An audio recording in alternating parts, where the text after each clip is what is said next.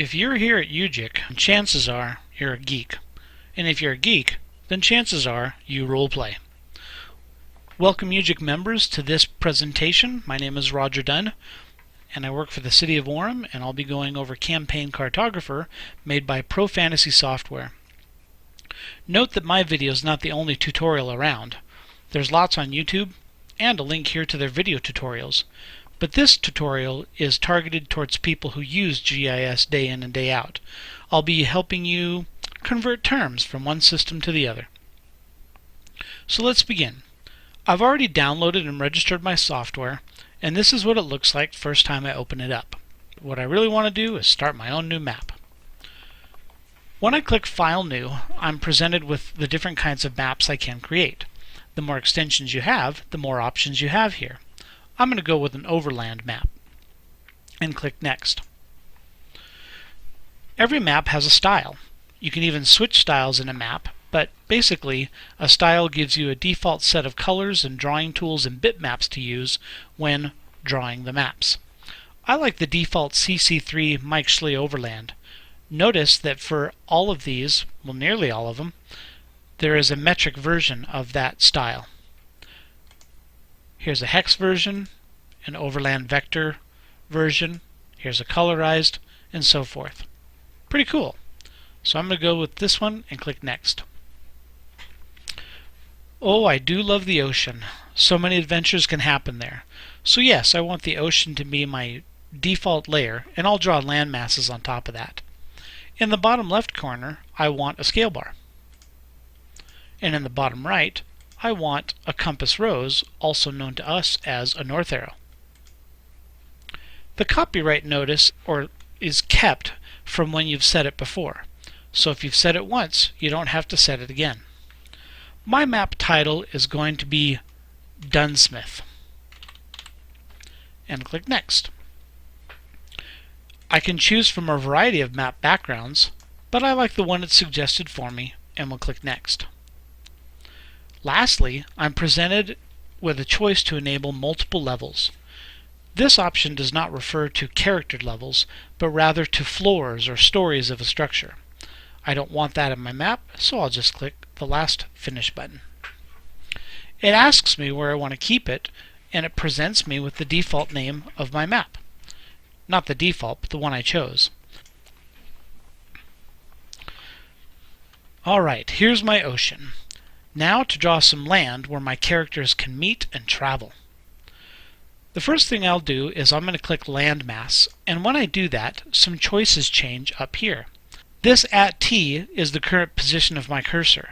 Notice that it changes as I move around the map. S is a shortcut for sheet. What I'm going to be drawing is going to be part of the land sheet. This is going to be the outline color. However, its width will be 0, so this color won't be used.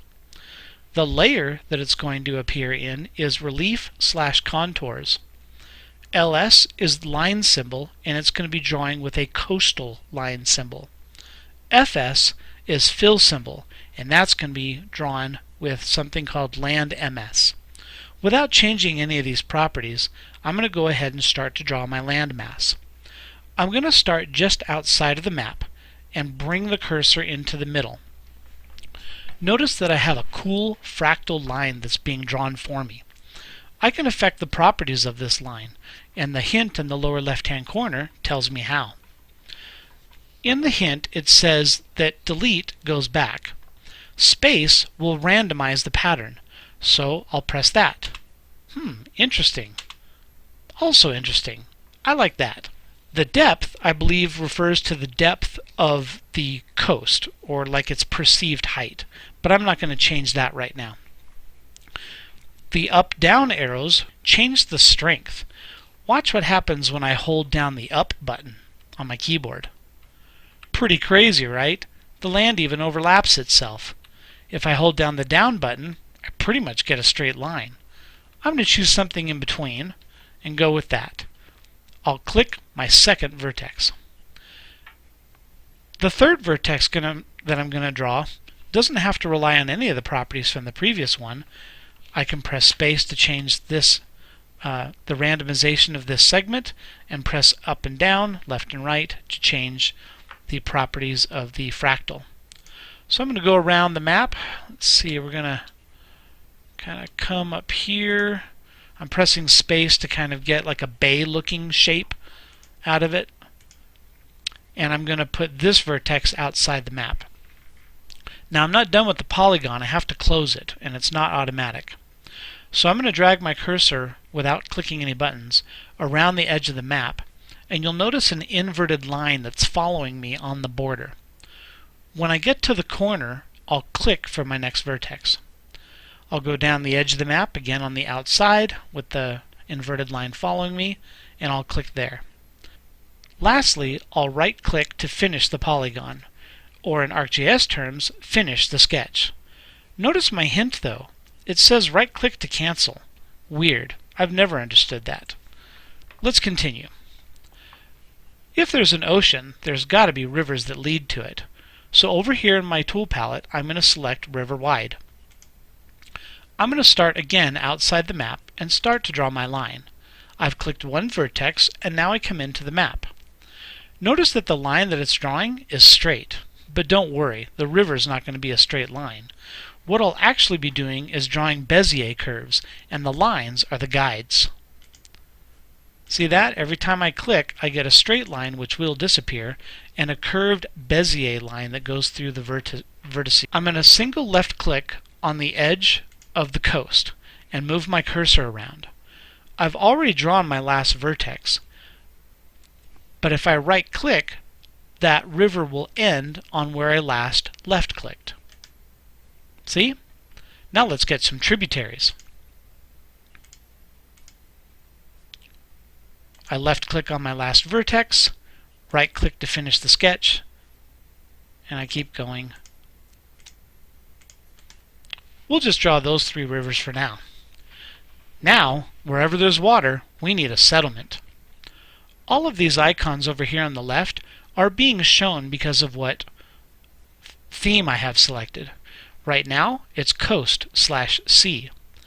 If I press structures, this will then be populated with a list of icons related to structures.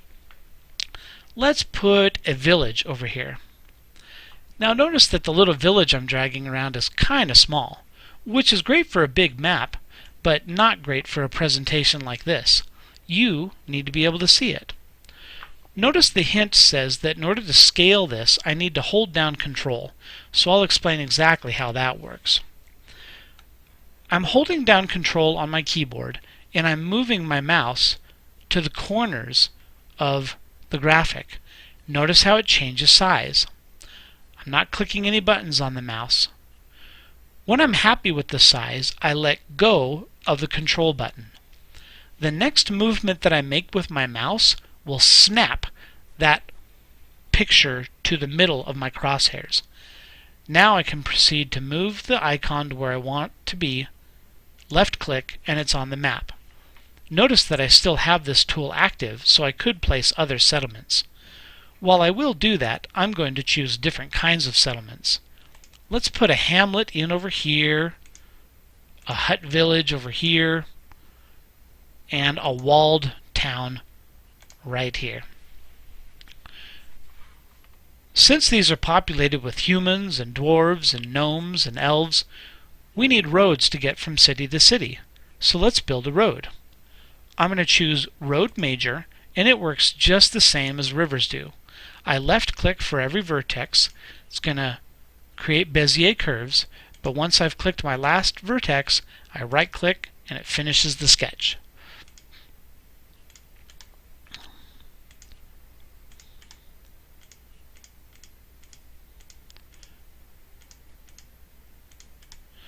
Alright.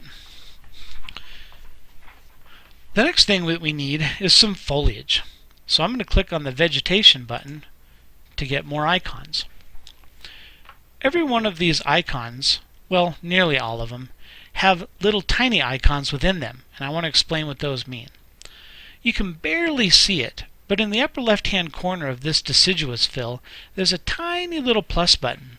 And what that means is that there are really more than one icon hidden under this style. The R just beneath that indicates that the icon that comes up is going to be random. So I'll show you how that works. Even though I clicked 2 trees, you'll notice only one is showing up. Again, it's randomized. So I'm going to click once, twice, 3 times, 4. Interesting. It didn't randomize very well. So I'm taking the hint to press Tab for the next symbol in the collection. Another icon that you'll see is this T right here, which means trace. I'm going to click on Deciduous Forest and draw a little polygon right here by the riverside. And notice that that polygon fills in with trees. If I zoom in closer, you'll notice something cool. There's a shadow. Zoom to full extent, by the way, is this button called Zoom Extents. Another part of an icon that you might see is this little color swatch right here. This indicates that the icon changes color according to what you have selected over here. So let's choose that tree, and let's choose red. You can barely notice it, but the tree doesn't turn red, the fruit on it turns red. If I bring it out to the map, hold down Control, and resize it, then place it, you can see that the fruit is red. So I could create a small little apple orchard, or perhaps the biggest apple tree that anyone's ever seen. Since we're building terrain, let's click on the natural features to find some things we can put in here. Cool, a mesa. Ooh, that's way too big. Hold down Control, and I'm going to scale it. Let's put in some rocky land surrounding that. Notice that rocky land has a plus button next to it, which means that there's more than one icon, and I can press Tab to change it. Interesting, but I wouldn't have known that unless I would have tried.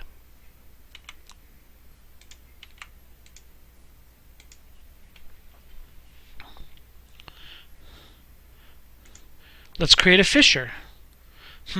I don't like the angle of that fissure. The hint says that I can press Shift to rotate it in 15-degree increments, or Control Shift for any amount of degrees. Let's see what 15 degrees looks like. I'm holding down Shift and I'm moving my mouse around without clicking any buttons. Once I'm satisfied with the angle, I'll let go of the Shift, move my mouse, and now it's fixed at that angle. Let's put a fissure right here near the edge of the forest. Let's rotate another one and put it on that edge of the forest. A treacherous forest indeed. Treacherous forest. That sounds like a good name for the forest. Let's add a label. Labels are added on this side, specifically with the text tool. When I click it, it asks me what I want. I kind of like this a lot better than the ArcGIS text tool because it puts a teeny little amount of text on the map, which I then have to go hunt for and find. Here, I type what I want first. Treacherous forest, and hit OK. And then place it near the forest. Let's say that you want to create a map that has a key, where numbers represent things. That's easily done with the number label tool. I'll click it, and first it gives me a hint that says, add numeric text, type the starting number 6. I believe it has a 6 because that may have been the last number that I did. 1, enter. Yeah, that was it. So I'm going to put a 1 by the giant apple tree, and the next number that it's going to give me automatically is a 2. Maybe I'll shrink that. 2, 3, 4. Hold on, wait a second. My numbers are coming in brown, as was my treacherous forest text. What's that all about? Well, it's because brown was the last color that was selected by one of these icons. So we need to change the properties. When you're dealing with elements that are already on your map in ArcMap, typically what we do is select it first, and then we run an action, such as export, delete, or resize. But that's not how it works in Campaign Cartographer. It's actually the reverse. What you do is first decide what you want to do, and then you pick what you want to do it to. So we'll do this example. Since we need to change the properties of the text, I'm going to click on Change Properties. It doesn't do anything yet. It's waiting for me to select something. The best way to select something in Campaign Cartographer is not the center of the object, which is really surprising to me. For example, if I was going to change the properties of this landmass, I wouldn't click in the landmass, but rather on the border. It really is something to get used to. Well, I do want to change the properties of this 1, so I'm going to click on the edge of the 1. Basically, this message says, I missed. Since I missed, it's going to allow me to draw a rectangle that will then select all entities within it. So I'm going to draw a rectangle like this, click, and there it is in magenta. Magenta is Campaign Cartographer's default symbol color, just like that baby blue is the default in ArcGIS. Well, I can select more than one item, so I'm going to go over here and select the 2. I'm not holding Control or Shift down. It's simply letting me select multiple entities. In fact, it even says in the hint that I have 6 objects selected when I really only want 4. So here's how to fix that.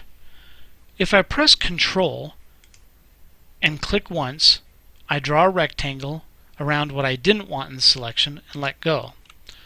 Now it still shows pink, but you'll notice that the hint says that there are 5 selected objects. This will often happen in Campaign Cartographer. It uses an optimized rendering engine, and it doesn't always refresh when you'd expect it to. To force it, just press this refresh button in the upper right-hand corner, or redraw. And now you'll see that magenta goes away. I'll do the same to this city. Again, it's the edge that matters. Control, click. Now it says 4 selected. I can redraw or refresh. Now I can see that all of my numbers are highlighted. Well, where are my properties? Why haven't they shown up? The order of operations is you first select what you want to do, then select the objects you want to do it to, and then you right-click. The top of the right-click menu has a Do It function. Do It is kind of a placeholder, if you will, a variable to represent the action that you had initially started. If I had begun a delete operation, then Do It would delete the features. But in this case, I've started a Change Properties operation, so Do It will bring up the Change Properties dialog. I can change the layer, the color, line style, and more, and definitely it's the color I want to change. So I'm going to click on this 38 brown symbol and choose black instead. I'll click OK, I'll click OK, and now all those labels have become black. Let's delete one of the labels. Let's say that this little homestead is of no significance, so we want to delete label number 4. Do we try and click the label? Nope. Even though it highlighted, we're still in the Select Properties mode. What we really want to do is erase it. So I'm going to click on the Erase tool, and it'll say, well, what do you want to erase? So I'm going to click what I want to erase. Oops, I missed. Draw a rectangle. It shows me that there's one item selected. So how do I delete it? Do I press Delete on my keyboard? Nope. I have to right-click and choose Do It, which will execute the action I began in the first place. Now, the 4 seem to have turned white. Why is that? Again, it has to do with Campaign Cartographer's rendering engine. It just hasn't refreshed the land yet. So I'm going to go up here and redraw, and you can see that the 4 is good and truly gone. Everything that we've drawn so far represents an asset. Well, except for the labels. But you can add icons to your map that don't represent an asset. I'm going to go under Coast and Sea and just put an anchor in the ocean. Notice that this anchor that I'm selecting has no color swatch, so I can't really change the color of it. I'm going to hold down Control, move my cursor without clicking anything, let go, move my cursor again, and then place the anchor in the ocean. With more text, I can label all the cities, I could label the roads and the rivers if I wanted to. I can even create cool effects like text that follows the curve of a line, but that's beyond the scope of this demo. Let's add a lake. This is similar to how the deciduous forest was added. I right-click to finish the sketch, and now I've got a lake. And now I want to add a little island off the coast of my awesome territory. I'll go ahead and choose landmass, but before I draw it, I'm going to change what the fill symbol looks like.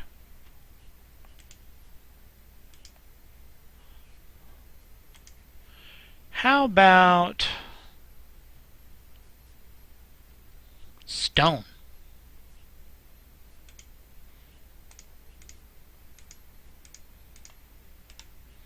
Now I have a stony island.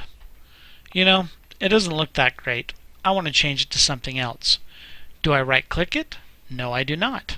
I click what I want to do first, click the edge of what I want to change, right-click, and do it. Let's change the fill style to Land MS. And there we go.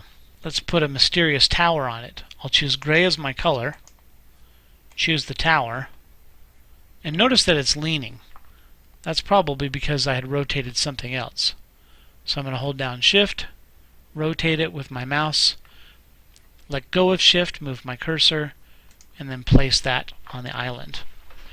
Note that the building that was dropped had the color I had selected, but the picture I was drawing with did not have the color selected. That's fine. That just speeds up rendering. Another concept that you have to be aware of in Campaign Cartographer is that there is a difference between layers and something called sheets. In fact, sheets act more like our traditional sense of the word layers, and layers in Campaign Cartographer really groups things together that are part of the same class. Let me demonstrate. I'm going to open the Sheets and Effects, and you'll see that there is there's a whole bunch of sheets that are labeled, and there's one called Forest which is checked on. This check mark really acts more like a radio button, because if I were to select coastline, then that checkbox comes off of forest and goes on to coastline. All this is for is it's indicating what sheet the next feature, if you will, is going to be dropped on. However, the templates over here will even change that. I'm going to hit Close, and I'm going to select this sea monster out here. The sheet that it's actually going to go in is called Symbols. I'm going to scale this back, place it. I'm going to choose a generic drawing tool like this little fractal path. And since these tools over here are not part of a template, I believe it's these tools that will then go into the selected sheet. So if I change this to roads and click OK, I'm going to draw a line, and you can see that it's going to draw it in the roads sheet. Okay, layers can be turned on and off, but so can sheets. Okay, if I click some other sheet to be the default, and then I click the second box, there's a tiny little H that shows up, and what that means is hide. So if I click OK, everything that's in the road sheet will disappear for a bit. Now this is helpful just like in ArcGIS, because as you turn things on and off, it makes it so that you can't accidentally click other things. We'll often fix that by turning the layers off that we don't really need, and that's what that Sheets and Layers box does. So I'm going to turn I'm going to make roads visible again. I'll click OK, and now all my roads are back. Now, the reason why sheets are like layers in ArcGIS is because they have to do with drawing order. The drawing order is kind of unintuitive here. In ArcGIS, the ones on the bottom are drawn first, and when I say the bottom, I mean the bottom of the table of contents, and the ones that are at the top are drawn last. But here it's a little backwards. What it means is that background is the first layer to draw. Well, other than common, right? The C is the next layer that will be drawn, followed by contours. Oops, and I don't mean layer, I mean sheet, followed by sea features, land, and so forth. The last of which is the map border, so that no matter what features you have, the map border will always be drawn on top. In fact, you can see this a little bit if I were to zoom down to this corner. You see this bit of brown actually is underneath that gray map border. Zoom to full extent. Another thing that you can do that's cool with Campaign Cartographer with regards to sheets and layers is that you can add things that are meant for your eyes only as the DM. For instance, let's say that I want to put a pirate ship out here in the ocean, that the characters aren't supposed to know about it. I'll go ahead, after I've placed it, I'll put Change Properties, click on it, right click, do it, and I can change what sheet or what layer it's in. If I look at the list of layers, I drop it down, I'll notice that there's a Game Master Only, which is really cool because I want to print maps for me and for my players. But if I go down to Sheets, there's nothing like that in Sheets. And that's because stuff that's for the Game Master Only doesn't have to do with drawing order. Let me give you an example. Let's say that there's a hidden road and this hidden ship and a hidden city. The ship, the city, and the road will all belong to different sheets because they have a drawing order that's involved. But they're part of the Game Master Only layer so that it can be turned on and off for the GM maps and the player maps. Hopefully that makes a little more sense. Sheets are like layers, and layers are like nothing that I know of in ArcGIS. So let's change this this layer to the Game Master Only. I'll click OK, refresh the map, and this is the map that I would print myself. I don't remember how to create the Game Master Only map and the player map, but I'm pretty sure it has something to do with views. One of the things I wanted to demonstrate with my I don't know answer is that I wanted to show that in order to create a UGIC presentation, you don't have to know everything about what you're talking about. I only discovered Campaign Cartographer a few months ago, and the total number of hours I've spent on it is probably, I don't know, somewhere between 6 and 8. And there are many options, tools, buttons that I have not gotten into, but which solve problems that other users have had in the past. What I've found is that in my actual D&D manuals, there are maps in there created by artists that use Campaign Cartographer. Again, the extensions to Campaign Cartographer add so many icons. There's even a fractal world builder, which seems pretty cool. For UGIC 2021, don't be afraid to put in an abstract for a technology that you know something about but not everything about, and share your knowledge, get people's gears moving in their head, and good things will happen. Anyway, this is Roger Dunn signing off, and if you have any questions about Campaign Cartographer, don't ask me, but go to the forums, go to the web. Certainly there are going to be answers there. Happy GISing!